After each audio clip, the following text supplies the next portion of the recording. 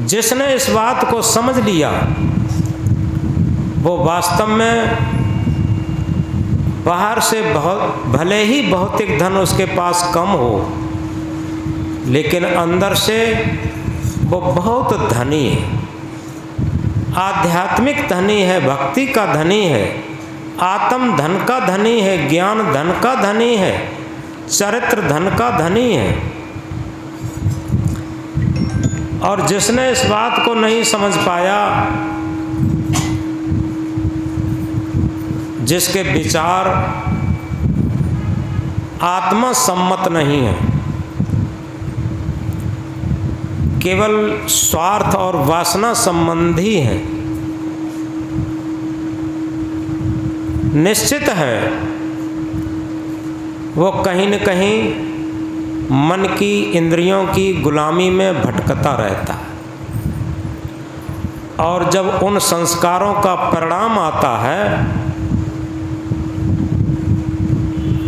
तब वो ईश्वर, देवी देवता, भगवती भवानी पर दोष देता है कि पता नहीं ये दुख कष्ट हमें कहाँ से मिल रहा। सदगुरु कबीर साहब जागृत करते हैं, आपन पहो आप ही बिसरियो,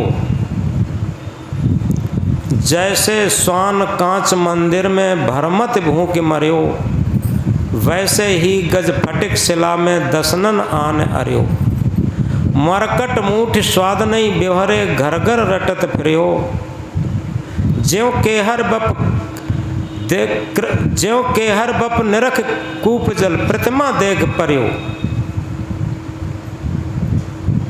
मरकट मूठ स्वाद नहीं व्यवहरे घर घर रटत फिर्यो, कहें कबीर ललनी के सुआ तोय कौन पकड़ियो। इस बीजक के छोटे से पद में कबीर साहब ने हमारे जीवन का जो ज्वलंत स्वरूप था दिग्दर्शन करके हमें सत्य से जोड़ दिया। आपन पहो आप ही बिसरियो, सच्चा संत, सच्चा सदगुरु हमें स्वावलंबी बनाता। हम सोचते हैं कोई हमारे पापों को काट देगा, कोई हमें मुक्त कर देगा, कोई हमारा कल्याण कर देगा। असंभव है, इम्पॉसिबल है। हमें रास्ता तो बताया जा सकता। दुनिया में सबसे उपकारी हमारी माँ होती है। माँ हमारे मुँह में ग्रास दे देती है, दूध दे देती है, लेकिन निगलना हमको पड़ता। इसी तरीके से संत, सदगुरु, महापुरुष हमें साधना रूपी ग्रास तो दे सकते हैं, लेकिन उस पर चलना हमें पड़ेगा। इसलिए सदगुरु जगाते हैं, कर बहिया बल आपनी छाण बिरानी आस, जाके आंगन नदिया बहे सोकस मरे प्यास। हमारे अंदर स्वावलंबन भरना ये जीवन की सच्चाई है, और जो हमें परावलंबी पर मुखापेक्षी बनाता है वो हमें लंगड़ा कर देता। बुद्ध ने भी कहा है, अप दीपो भव, हम अपना दीपक स्वयं बने। तो इस प्रकार आपन पहो आप ही बिसरियो, हम जागृत हों।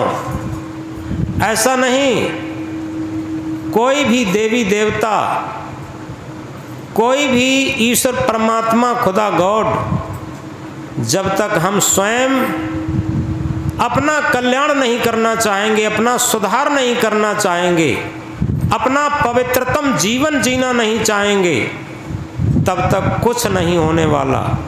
जिस तरीके से किसी विद्यालय में अध्यापक लाख पढ़ाने की कोशिश करे और विद्यार्थी पढ़ना ना चाहे, तो अध्यापक क्या कर सकता। इसी तरीके से अगर एक साधक, एक जिज्ञास अपने को स्वावलंबी बना करके और अपने अंदर विचार करता है कि जीवन क्या है, जन्म क्यों होता है, मृत्यु क्यों होती, आखिर ये बंधन हमारा जिसमें हम रात दिन दुखी रहते हैं वो क्या है। क्योंकि एक जगह कहा है मोक्ष मुक्ति को लखने से पहले अपने बंधन को लखना पड़ेगा। यदि हमने अपने बंधन को समझ लिया तो निश्चित है मोक्ष और मुक्ति को खोजना नहीं पड़ेगा। इसी तरीके से हमने अपने आप को समझ लिया, अपने स्वरूप को, आत्म स्वरूप को समझ लिया, हमें परमात्मा खोजना नहीं पड़ेगा। तो सद्गुरु बताते हैं आपन पहो आप ही बिसरियो। पव कहते हैं अमूल्य दाव। 84 लाख योनियों में भटक करके ये मानव जीवन प्राप्त करना एक अमूल्य अवसर है, अमूल्य दांव है।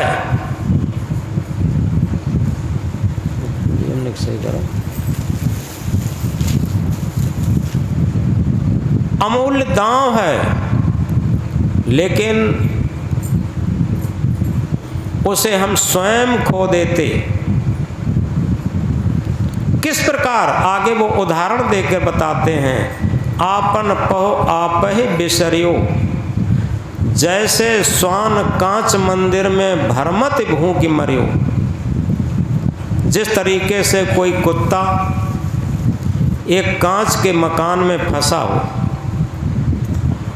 और जानते हैं शीशा में वही आकृति दिखाई देती है जो हमारी होती है।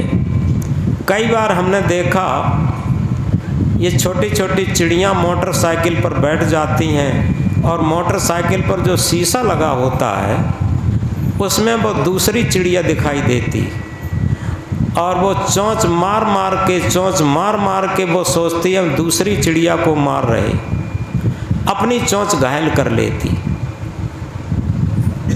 ये तो बात समझ में आती। इसी तरीके से कुत्ता भी जब किसी शीशा के महल में फंस जाता, उसे दूसरा कुत्ता दिखाई देता तो वो सोचता है वो कुत्ता है।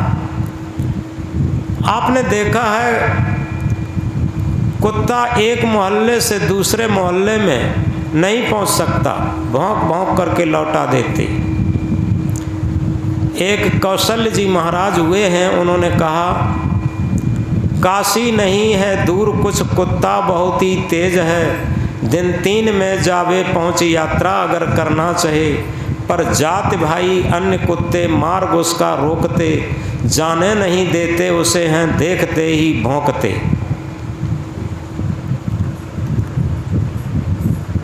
काशी की यात्रा अगर कुत्ता करना चाहे तो काशी बहुत दूर नहीं है, कुत्ता बहुत जल्दी पहुंच सकता, यात्रा कर सकता। लेकिन इस मोहल्ले से उस मोहल्ले, इस गांव से उस गांव में जैसे ही कुत्ता जाएगा, कुत्ते भौंक भौंक करके उसे लौटाने देंगे, उसे जाने नहीं देते। इसी तरीके से सद्गुरु समझाते हैं इस मानव का बंधन कोई और नहीं है, जैसे कुत्ते का दुश्मन कोई दूसरा नहीं है। वो शीशा में देख देख करके स्वयं अपना चेहरा देख देख करके स्वयं उसी में भौंक भौंक करके प्राण दे देता है। इसी प्रकार हर मनुष्य का मन ये कुत्ता रूप है। वो क्या देखता है कि सुख दूसरे में खोजता है।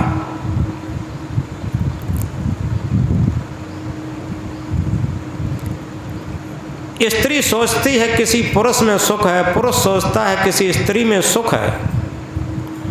और इसी तरीके से अपने मन के आकर्षण के दर्पण पर देख देख करके ये मन रूपी कुत्ता रात दिन बेचैन रहता है, भौंकता है और सुख की खोज में लालायत रहता। जिस तरीके से कुत्ता सर पटक पटक के परेशान रहता, भौंक भौंक के परेशान रहता, ऐसे ही मन सुख के प्रति कल्पना कर कर के परेशान और दुखी रहता, बंधन बनाता। जैसे स्वान कांच मंदिर में भरमत भूख मर्यो, वैसे ही गज फटिक शिला में दसनन आन अर्यो। स्फटिक पत्थर जंगल में जहाँ पहाड़ होते हैं, वहाँ एक स्फटिक पत्थर होता है जो बिल्कुल सफ़ेद चट्टान शीशा की तरीके से होता। उसमें गज हाथी जाता है और उसे अपना चेहरा दिखाई देता, दूसरा हाथी दिखाई देता, और उसी में सूंड पटक पटक करके, मस्तक पटक पटक करके जान दे देता। वैसे ही गज फटिक शिला में दसनन आन अर्यो, ज्यों केहर बप निरख कूप जल प्रतिमा देख परियो। केहर कहते हैं सिंह को। इसके पीछे एक कहानी भी गढ़ी गई है बड़ी अच्छी। कहानियाँ जब गढ़ी जाती हैं तो किसी बात को समझने के लिए होती। एक कहानी गढ़ी गई कि जंगल में सभी पशुओं की एक सभा जुड़ी और सभा में ये तय हुआ कि जंगल का जो राजा शेर है वो आए दिन हम लोगों को शिकार करने के लिए हम लोगों को डराता रहता और हम लोग अपना भोजन नहीं ग्रहण कर पाते, बिलों में छिपे रहते, झाड़ियों में छिपे रहते डर की वजह से। इसलिए एक प्रस्ताव पास होना चाहिए, हम लोग सब मिलकर के जंगल के राजा शेर के पास पहुँचें और एक निवेदन करें कि भाई आप लोग जंगल के राजा हैं, हम लोग नंबरवार से हर जानवर आपके पास नंबर से आते रहेंगे, आपको शिकार करने की जहमत नहीं उठानी पड़ेगी, कष्ट नहीं उठाना पड़ेगा। तो ये बात शेर ने मान ली। एक दिन खरगोश का नंबर आया।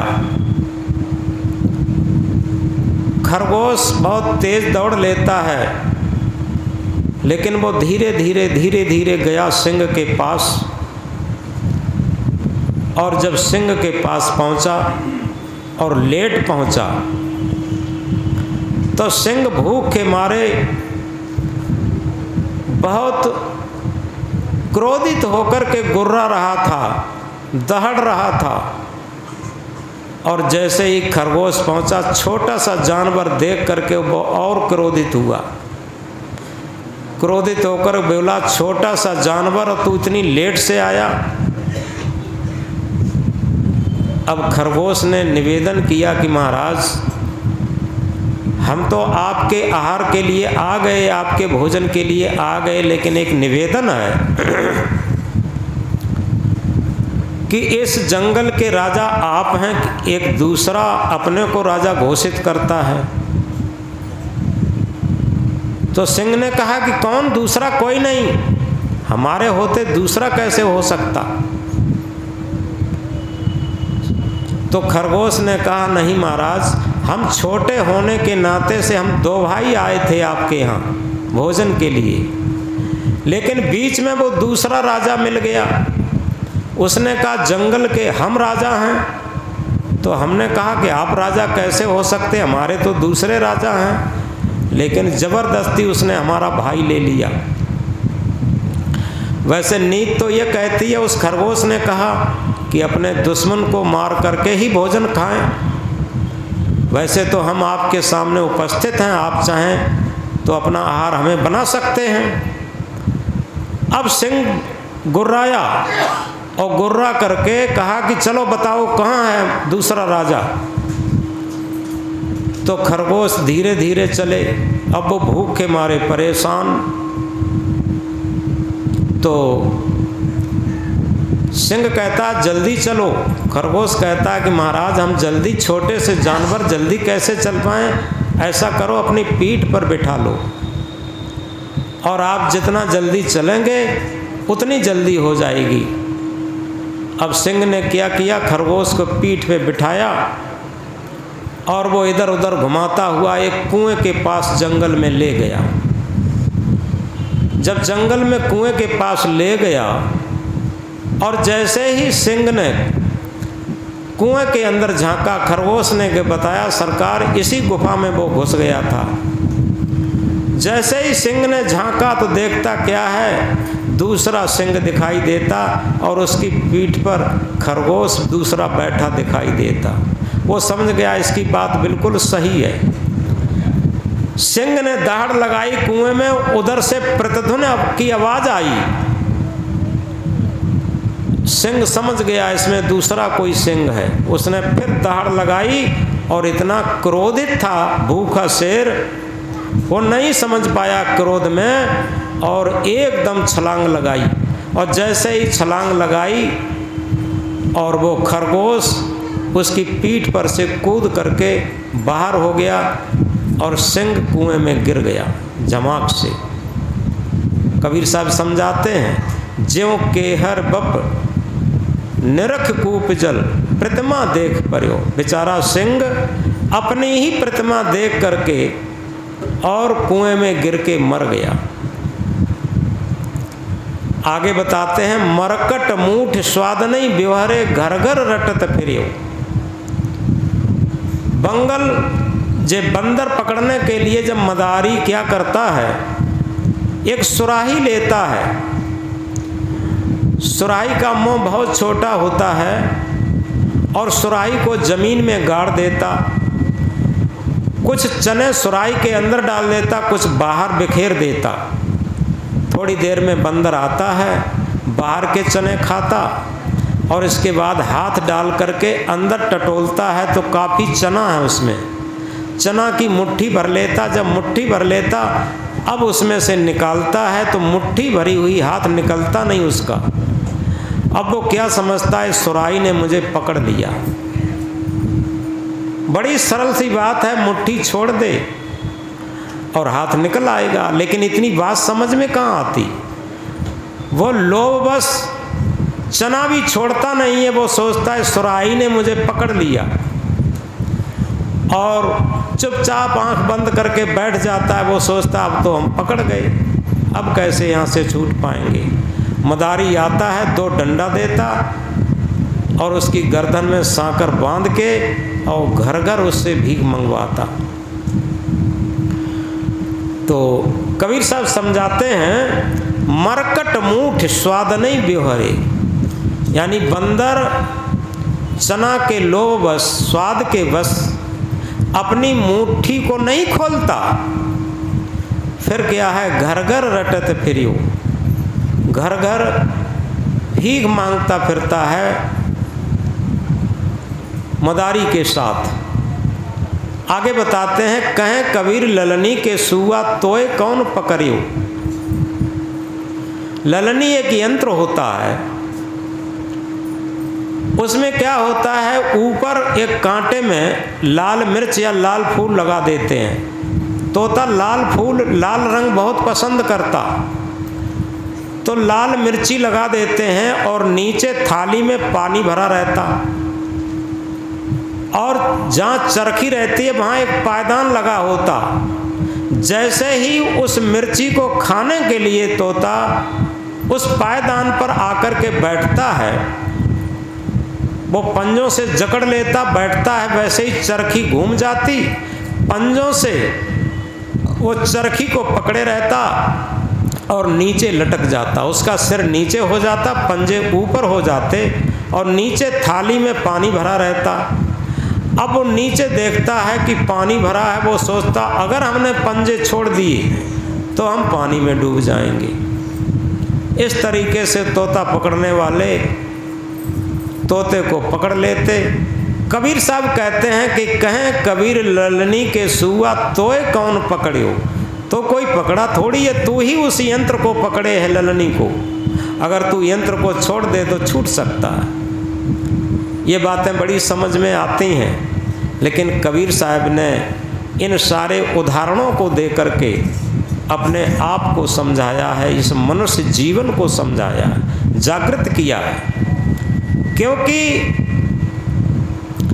मनुष्य जिस तरीके से एक कुत्ता, एक सिंह और एक बंदर, एक तोता अपने आप फंसे, इन्हें कोई पकड़ा नहीं है, ऐसे ही मनुष्य ही सारे बंधन अपने आप बनाए हैं। दुनिया में इसके मन को कोई नहीं पकड़ सकता। आप देखें, मन जहां भी चिपका है अपने आप चिपका। आप देखें, इस बात को बड़ी गहराई से समझें कि एक जगह जिसका मन चिपका होगा, हो सकता है दूसरे का मन नहीं चिपका होगा। इस तरीके से एक एक करके देखें तो किसी का बीड़ी पर, किसी का तंबाकू पर, किसी का शराब पर, किसी का मांस पर, किसी का शब्द पर, किसी का स्पर्श पर, रूप पर, गंध पर, इन 5 विषयों से लेकर के और पता नहीं संसार में किस किस चीज पर ये मन चिपका है, एक तोते की तरीके से, बंदर की तरीके से। ये सब स्वभाव मन के अंदर है। केवल मन को समझाने के लिए कबीर साहब ने ये सब उदाहरण दिए, और ये मन स्वयं ही जकड़ा। कई लोगों को मैंने कहते सुना कि गुरुजी क्या करें, माता पिता हमारी ज़बरदस्ती शादी कर दिए, हम शादी करने वाले कहाँ थे, हम तो भजन भक्ति करते।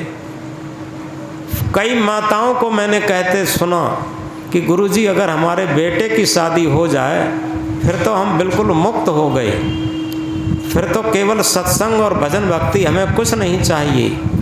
लेकिन मैंने देखा है बेटों की जिस दिन से शादी हो गई उस दिन से और चिपक गए, नाती नता जिस दिन से आ गए उस दिन से और चिपक गए। तो ऐसा नहीं गृहस्थी की बात, विरक्ति की भी बात, हम लोग भी चिपके हैं। आप लोगों की गृहस्थी छोटी है, हम लोगों की गृहस्थी बहुत बड़ी है, लेकिन उसमें थोड़ा अंतर ये है कि हम लोग परमार्थ की दृष्टि से, साधना की दृष्टि से चिपके हैं, और उसमें अपनी साधना का भी ध्यान है, और ये भी ध्यान है कि जीवन क्या है, जन्म क्यों होता है, मृत्यु क्यों होती है, और इसी के साथ साथ अपना भजन ध्यान साधना का भी ध्यान रखते हुए जीवन चलाते हैं। तो हम शुरू में कह रहे थे कि उठता है विचार तो उठता है आदमी, और गिरता है विचार तो गिरता है आदमी। उसी विचार को उठाने के लिए, जगाने के लिए कबीर साहब कहते हैं, कहें कबीर ललनी के सुआ तोय कौन पकड़ियो, ये मन रूपी तोता तुझे कोई पकड़े नहीं है, तू स्वयं ही हर जगह संसार में चिपका है, कहाँ कहाँ तूने बंधन बना लिया। तो इस प्रकार अगर हम जागृत होकर के देखें तो निश्चित है दुनिया में हमारा बंधन कोई नहीं है, केवल हम ही अपने मोहबस बंधे।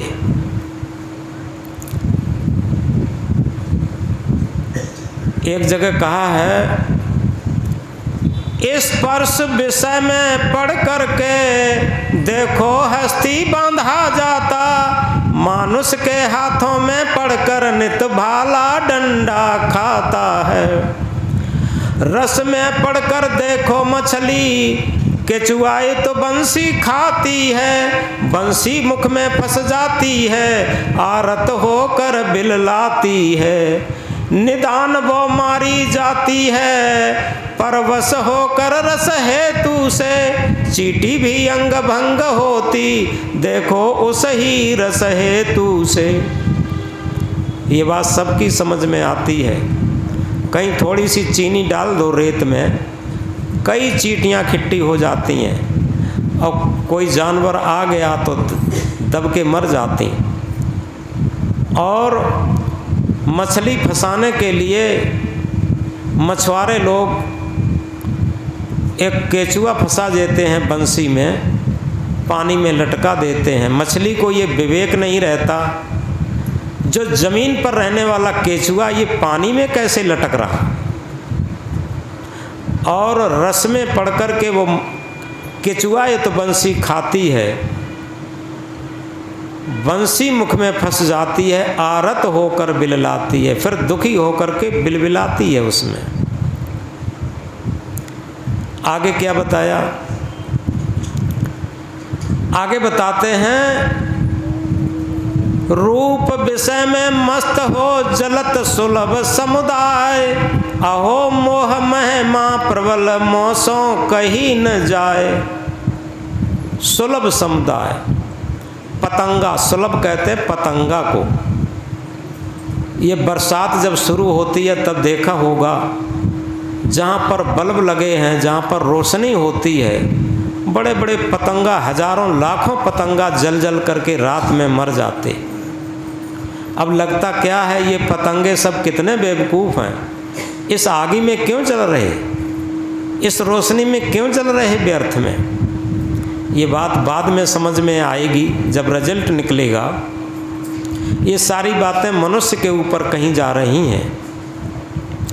कमल सुमन विकसित निरख भमर सुगंधित हेत, जाए बैठते सुमन में पुण्य संपुट कर लेत। कमल सुमन विकसित निरखे भमर सुगंधित हेत। एक भमरा खिले हुए कमल के फूल में सुगंधी लेने के लिए बैठ जाता है जाकर के। इतने में दिनकर मचल चले, अरुण से होने को जब आई, अरुण से होने को जब आई। भमरा मन ही मन सोच रहा, जब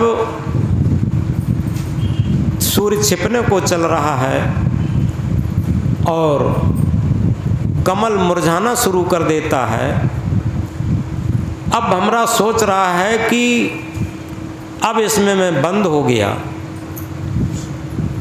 भमरा मन ही मन सोच रहा, ये सुमन काटना ठीक नहीं, ये सुमन काटना ठीक नहीं। रात्रि व्यतीत हो इस ही में, तज सुगंध जाना ठीक नहीं। प्रातः रविदेव उदित होंगे, तो स्वयं पुष्प खिल आएगा। मैं भी प्रस्थान करूँगा, तब सहजिक मेरा बन जाएगा। यानी रात्रि इसी कमल में बंद होकर के और सुगंधी लेता रहूँगा। सुबह जब सूर्य खिलेंगे तो कमल खिल जाएगा, फिर हम सुगंधी लेकर के चले जाएंगे। ये मन में सोच रहा है, लेकिन आगे क्या होता है। इतने में रजनी खिसक गई और 4 बजे का समय हुआ। मानो भमरा के काल देव का एकमात्र आगमन हुआ। रजनी खिसक गई, रात्रि खिसक गई और 4 बजे का समय हो गया। आए गयो तही काल में जंगल से गजवृंद, सुमन तोड़ गज मुख कियो भमर मरोहित गंध। जंगल से हाथियों का झुंड आया और उसने जितने कमल के फूल थे, पानी पी रहे हैं, कमल के फूल सूंड से तोड़ तोड़ करके अपने मुख में डाल लेते हैं। तो सभी भमरे जितने भी बंद थे कमल के फूल में, सब उनका काल आ गया। आए गयो तही काल में जंगल से गजवृंद और सुमन तोड़ गजमुख कियो भमर मरोहित गंध। आगे क्या बताया। जो कठिन काष्ठ को भेद सके, वो फूलों से क्या गस खाए। पर हाँ अपनी आसक्ति बस जाकर पंकज में फंस जाए। जो कठिन काठ को भी बांस में सूरा कर देता, कठिन काठ में भी काठ को भी काट डालता, वो फूलों से क्या गस खाए। पंखुड़ियों को काटने में उसे कितनी देर लगती, लेकिन हाँ अपनी आसक्ति वश जाकर पंकज में फंस जाए। अब आगे थोड़ी गहराई से समझने की बात है। उन पशु कीटों और कीड़ों को एक एक विषय हैरान किए, ये दंभ प्रचंड विषम विषने वे चारों को गलतान किए। उन पशु कीटों और कीड़ों में तो एक एक विषय है प्रथम प्राथमिकता के रूप से। मानुष तन में तो पांचों विष एकत्र हुए हैं आकर के, हे नरजीवो तुम चेत करो ये विषम हलाहल पा करके। मनुष्य शरीर में तो ये पांचों विषय एकत्र हो गए हैं, ये विषम हलाहल कहते हैं जहर, इसको पाकर के तुम चेत जाओ। शिष्य बोले ओ गुरुदेव से, हे प्रभु कृपा निकेत, किम ये आसक्ति छूटई होवे निज पद चेत। शिष्य कहता है कि भक्त कहता है, हे गुरुदेव ये आसक्ति कैसे छूट सकती है पंच विषयों की, जिससे कि हमारा निज पद का चेत हो जाए, जागृति आ जाए, हमें अपना आत्म पद साक्षात्कार होने लगे, स्वरूप स्थिति होने लगे। वो कैसे हो, हमें जागृति कैसे आए। गुरु बोलियो है शिष्य सुन कहो जो तो कू बात, मनन चिंतन धार कर करो अपन कुशलात। गुरु कहते हैं, हे शिष्य सुनो, तुम अपने अंदर मनन और चिंतन धारण करके अपनी कुशल कैसे कर सकते हो, वो तुम्हें हम आगे अपने सूत्र बताते। क्या है? प्रथम करो संतन कर संगा, दूजे गुर पद प्रीत अभंगा, तीजे सद ग्रंथन चित दीजे, चौथे साधु सुधा बच पीजे, पंचम पांच विषय विष जानो, छठा देह दुख रूप पिछानो, सतैं कुसंग भलिय विधि त्यागे, अठैं निज पद में अनुरागे, नवा सदा निर्मान रहावे, दसें उदासीन चित लावे, 11 निज पारख में लीना, 12 जगत स्वप्न समचीना, 13 मनन दृश्य को त्यागे, 14 सजग वीरता पागे, 15वें साहस दिन दूना, 16वें तन भाव बिहूना, 17वें निज पद ठहरावा, 18 जग ब्रह्म अभावा, 10 नभ में स्थित विश्रामा, 20 छुटे तन सामा। ये 20 गुण धारण करने से 20 छुटे तन सामा, यानी इस शरीर की सारी आसक्तियां, सारे बंधन, सारे विकार, सारे पाप, सारे ताप इन सूत्रों से छूट सकते हैं और तू पूर्ण रूप मुक्त हो सकता है, तेरा कल्याण हो सकता है। तो इस तरीके से धीरे धीरे सब मिले प्रथम भक्ति गुरु साध, पुनः व्रत ब्रह्मचर्य गए तय गुण 20 अगाध। इस तरीके से सदगुरु ने अपने भक्तों को, अपने शिष्यों को ये जीवन की जो अमृत जागृति के सूत्र हैं वो दिए। तो शिष्य अपने को धन्य समझा, कृतार्थ समझा और उनको धारण करके अपने जीवन में आनंदित हुआ। तो यथार्थ में धारण करे तो धर्म है, नहीं तो थोथी बात।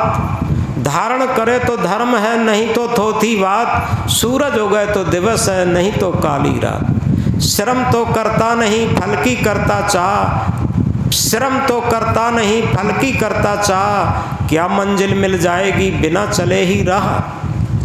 जब तक हमारी कोई भी मंजिल बिना चले नहीं मिल सकती।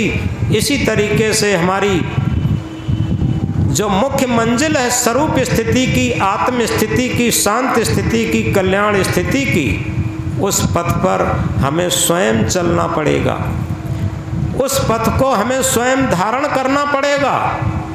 और उसी के लिए कबीर साहब ने जगाया है कि कर बहियाँ बल आपनी, छाण बिरानी आस, जाके आंगन नदिया बहे, सोकस मरे प्यास।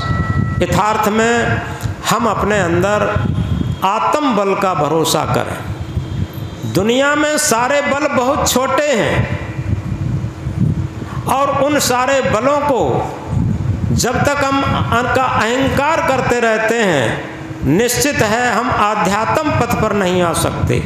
सद्गुरु क्या समझाते?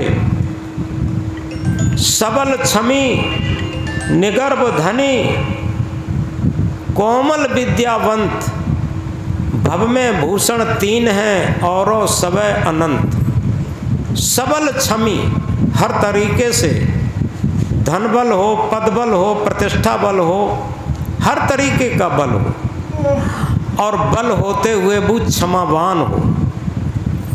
सबल क्षमी निगर्भ धनी, कोई बहुत बड़ा धनी है लेकिन गर्व रहित हो, लगे कि हमारे पास सद्गुरु की कृपा है, जो कुछ मेरे पास कुछ नहीं है, सब सद्गुरु का है। इस तरीके से हमारी प्रार्थना, यथार्थ में प्रार्थना करना और प्रार्थना में जीवन बनाना, ये बहुत अलग है। अगर मुझे लगे हम अपनी छाती न ठोकें, लोग अपनी छाती ठोकते रहते हैं जीवन। देखा ना, हमारे पिता के ज़माने में कुछ नहीं था, देखा ना हमने अपने बल पर, अपनी योग्यता के बल पर, अपने बाहों बल के बल पर ये सारा किला खड़ा कर दिया, इतनी उन्नत कर ली। ये अहंकार है। लेकिन क्या होना चाहिए? जो हमें हमारे पूर्वजों से मिला, उत्तराधिकार में बहुत कुछ मिला, और आज जो कुछ भी दिखाई दे रहा है वो